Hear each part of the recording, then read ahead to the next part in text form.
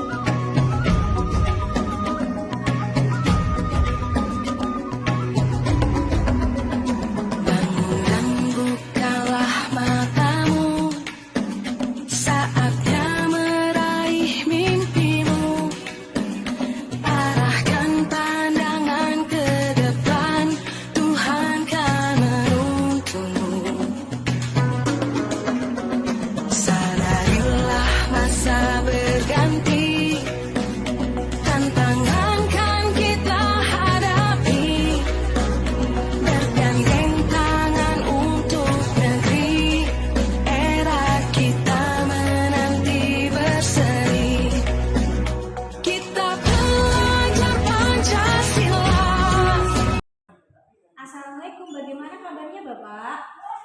Waalaikumsalam. Alhamdulillah kabar saya baik. Bagaimana kabar Betty? Alhamdulillah Bapak, saya juga kabarnya baik ini. Ada keperluan apa Betty? Iya Pak, baik, terima kasih. Nah, kebetulan ini Bapak, saya itu ada tugas dari calon guru penggerak, di mana tugasnya itu adalah mewawancarai beberapa kepala sekolah terkait dengan praktik pengambilan keputusan. Nah, bolehkah saya itu mengajukan beberapa pertanyaan kepada Bapak? Oh ya, silakan Bu. Jika ada yang bisa saya bantu, pasti saya bantu. Terima kasih ya Pak ya. Nah, pertanyaan yang pertama jadi begini Pak. Bapak itu kan menjadi kepala sekolah di SD Negeri Soko 4. Nah, apakah Bapak itu pernah menemui atau menghadapi suatu masalah sebagai pemimpin di mana masalah tersebut itu menimbulkan dilema etika dan bujukan moral dalam penyelesaiannya? Nah, dalam arti kata, dilema etika itu tersebut itu merupakan dihadapkan pada kasus benar melawan benar, sedangkan bujukan moral itu kasus benar dengan salah. Nah, jika ada, bolehkah Bapak itu menceritakan kepada saya bagaimana cara mengatasi masalah tersebut? Oh ya, terima kasih. Selama saya menjadi kepala sekolah SD Negeri Sekompat, tentunya pasti pernah menemui kasus.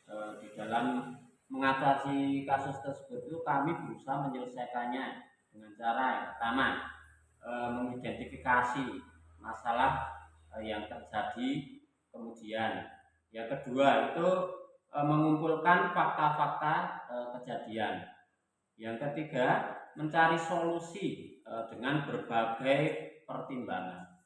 Nah, begitu cara yang kami tempuh untuk menyelesaikan masalah tersebut. Jadi cara mengatasinya itu dengan cara mengidentifikasi masalahnya, kemudian mengambil fakta, mengumpulkan fakta-fakta, kemudian baru mencari solusinya. Begitu ya Pak ya? Terus kemudian ini Pak, pertanyaan selanjutnya. Nah, langkah-langkah nyata atau gagasan seperti apa yang dilakukan selama ini Bapak? Oh ya, terima kasih. Untuk langkah-langkah nyata yang kami lakukan itu di dalam menghadapi dilema etika, itu dengan yang pertama itu dengan mengidentifikasi kasus, ya ini dengan mempelajari kasus tersebut, kapan terjadinya, itu di mana kejadiannya dan siapa saja yang terlibat pada kasus tersebut. Nah, yang kedua itu kami memanggil kedua belah pihak yang terlibat untuk saling konfirmasi. Untuk yang ketiga itu mencari solusi dari masalah tersebut dengan berkolaborasi dengan berbagai pihak, itu diantaranya adalah guru, komite, dan pihak lain yang dipandang mengatasi masalah tersebut. Jadi langkah-langkahnya itu tadi mengidentifikasi kasus yang terjadi dengan cara kapan terjadinya, di mana kejadiannya, kemudian siapa yang terlibat dalam kasus tersebut. Nah, kemudian baru Bapak itu memanggil kedua belah pihak yang terlibat untuk konfirmasi masalah tersebut. Nah, baru dicari solusinya, begitu ya Pak ya. Nah, baiklah, pertanyaan selanjutnya Bapak. Apa saja yang selama ini Bapak anggap itu efektif dalam mengambil keputusan? Oh ya, terima kasih. Di dalam pengambilan keputusan itu yang efektif itu kami mengusahakan dengan musyawarah untuk mencapai mufakat ya tentunya. Di mana dalam kegiatan ini itu adalah dengan penuh resiko, sehingga kami itu memusyawarahkan untuk mencapai keadilan untuk semuanya. Jadi ini cara efektifnya adalah secara musyawarah demi mencapai mufakat seperti itu. Nah, apa saja yang selama ini yang menjadi tantangan Bapak itu mengambil keputusan dalam mengambil keputusan Bapak? Oh ya, terima kasih. Tantangan dalam mengambil setiap keputusan ini penuh resiko ya tentunya. Nah, sehingga kami itu dalam mengambil keputusan itu melakukan dengan musyawarah yang bisa menciptakan keadilan untuk semuanya.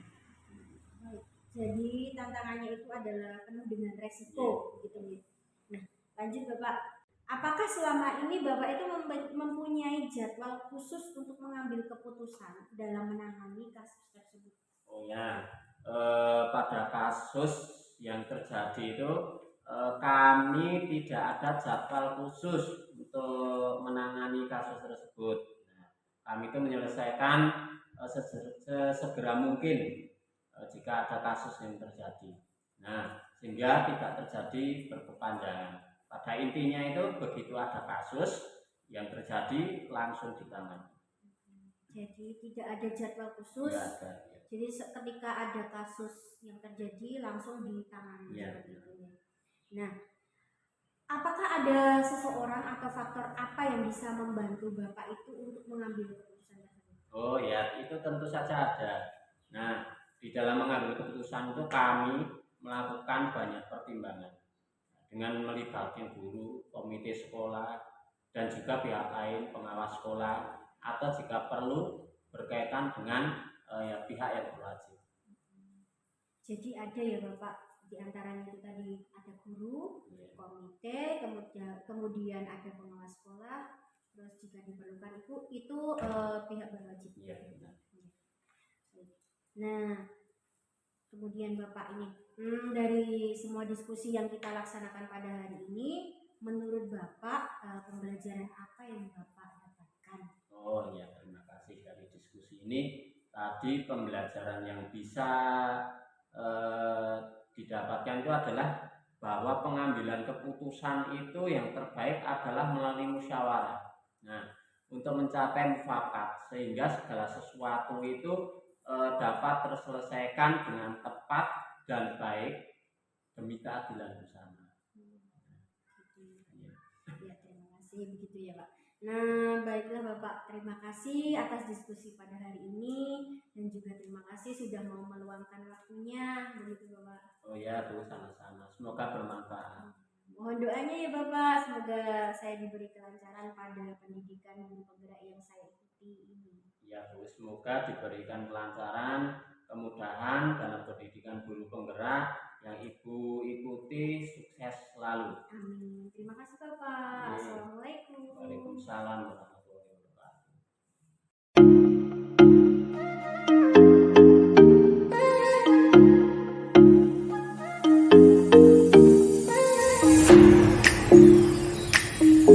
Assalamualaikum Ibu. Waalaikumsalam warahmatullahi wabarakatuh. Baik Bu, perkenalkan nama saya Eti Purwaningsih Dari SD Soko 4, calon guru penggerak angkatan 7. Nah, mohon waktunya sebentar ya Bu. Di sini saya bermaksud ingin mewawancarai Ibu terkait dengan tugas saya sebagai calon guru penggerak pada modul 3.1, yaitu pengambilan keputusan berdasarkan sebagai pemimpin. Silakan Ibu Edi, kami menyediakan waktu. Seandainya apapun yang bisa saya jawab akan saya jawab. Terima kasih ya Bu. Ya, Bu. Jadi Bu, langsung saja pertanyaan yang pertama. Terkait Ibu menjadi kepala sekolah di SD Negeri Soko 3 ini, apakah Ibu pernah menemui atau menghadapi suatu masalah sebagai pemimpin di mana masalah tersebut itu menimbulkan dilema etika dan bujukan moral? Nah, dalam penyelesaiannya. Nah, di sini dalam arti kata, dilema etika tersebut itu merupakan dihadapkan pada kasus benar dengan benar, sedangkan bujukan moral itu kasus benar dengan salah. Nah, jika ada, bolehkah Ibu menceritakannya kepada saya bagaimana cara mengatasi masalah tersebut? Iya, berarti ya. Kalau masalah itu pasti ada ya Ibu ya. Hubungannya dengan masalah ya, terutama selama saya menjadi kepala sekolah itu tetap ada masalah. Ya, seandainya ada masalah itu kami tetap akan mempelajari lebih dahulu sebelum mengambil keputusan. Kita identifikasi dulu masalah tersebut, ya, apa dari akar permasalahan semuanya. Kemudian kita mengumpulkan data, mengumpulkan fakta-fakta dari permasalahan tersebut.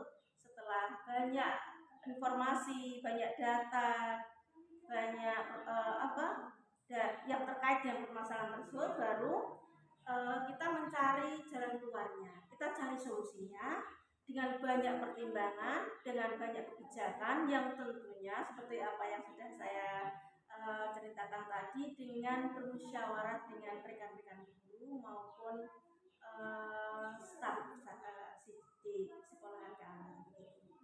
Berarti dengan cara diidentifikasi dulu masalah tersebut, kemudian mengumpulkan fakta-fakta, dan kemudian baru mencari solusinya, begitu ya Bu? Iya begitu. Baiklah, untuk pertanyaan selanjutnya, bagaimana Ibu itu menjelaskan pengambilan keputusan di sekolah, terutama terkait dengan dua kepentingan yang sama, yaitu benar dengan benar? Iya, berarti ya. Kalau kita mengambil keputusan ya, bagaimana mengambil keputusan yang sebaik-baiknya, itu pertama memang harus diselami dulu, dipelajari dulu.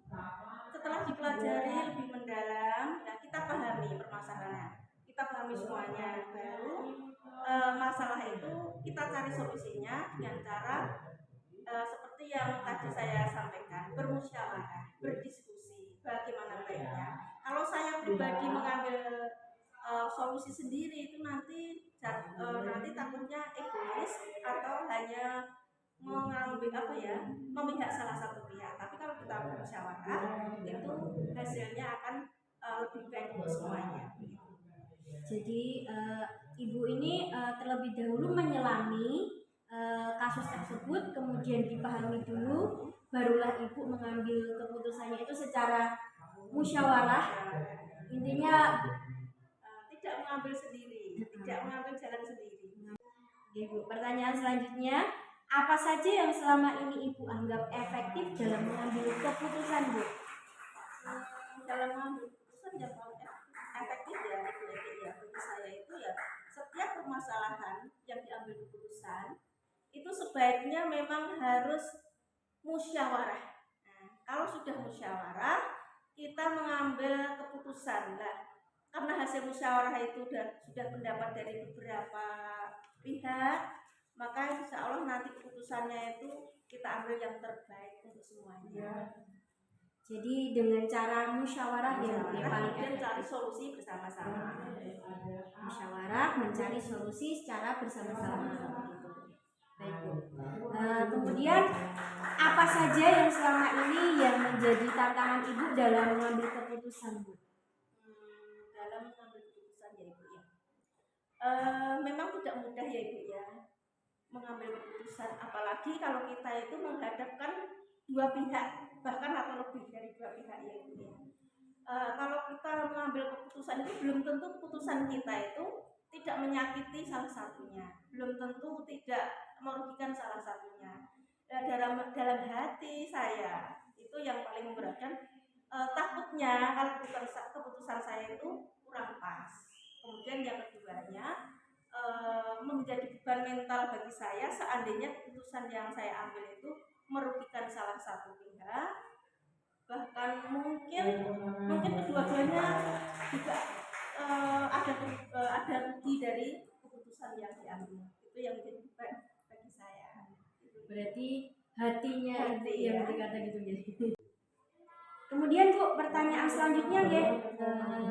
Kemudian langkah nyata atau bentuk nyata seperti apa Bu dalam melakukan pengambilan keputusan selama ini? Misalnya ya Mbak ya, misalnya ya Bu ya, permasalahan yang saya hadapi misalnya, pertama saya memang harus benar-benar tahu permasalahannya.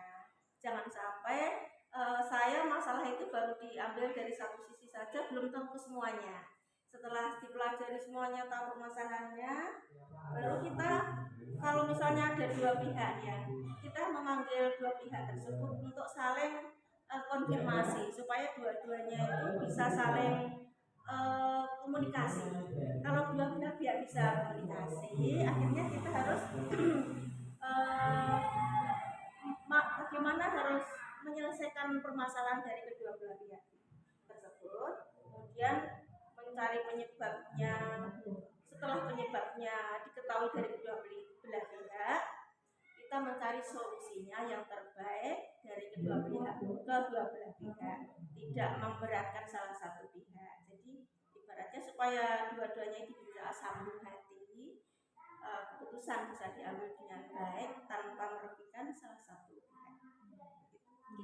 Kemudian Bu, apakah selama ini Ibu itu mempunyai jadwal khusus untuk mengambil keputusan dalam menangani masalah atau kasus yang terjadi Bu? Kalau jadwal memang nggak ada itu ya kan, masalah belum tentu teratur seperti yang kita jadwalkan. Ya kalau kita mau gitu ya Bu ya, yang mau kita maksud kita itu kan mestinya masalah itu nggak usah ada, tapi kan nggak mungkin nggak ada masalah.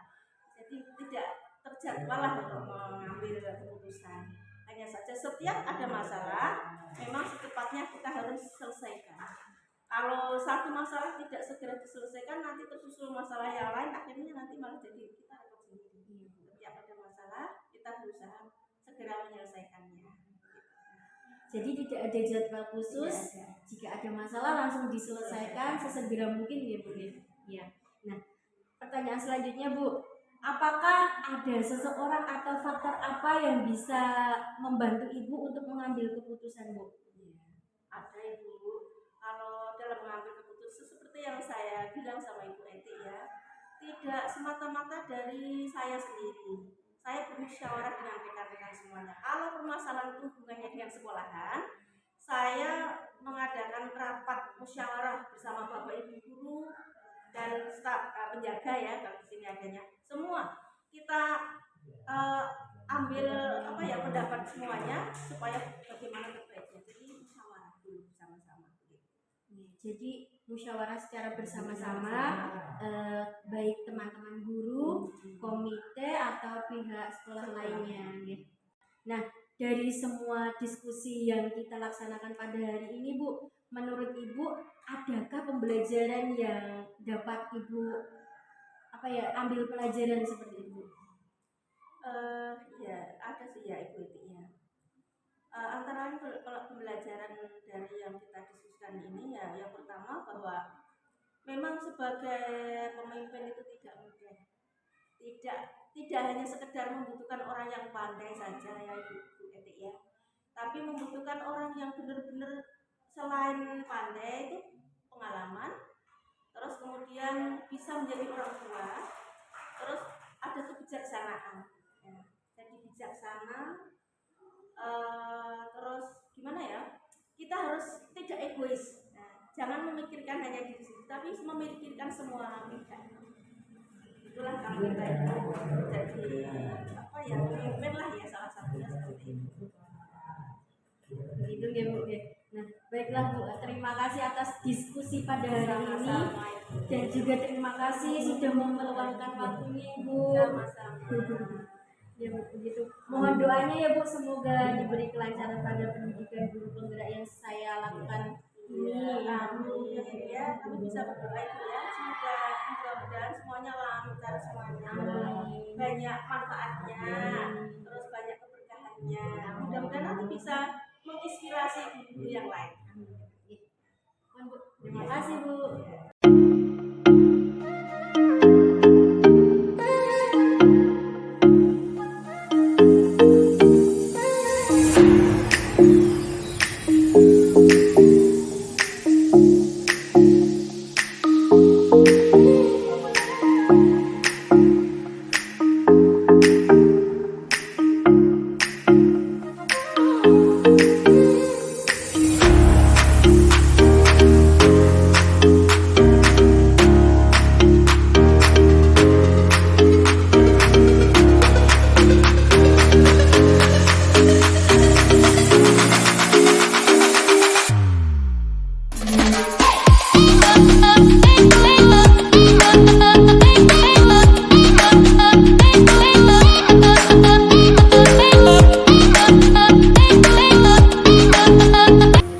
Sekian video ini.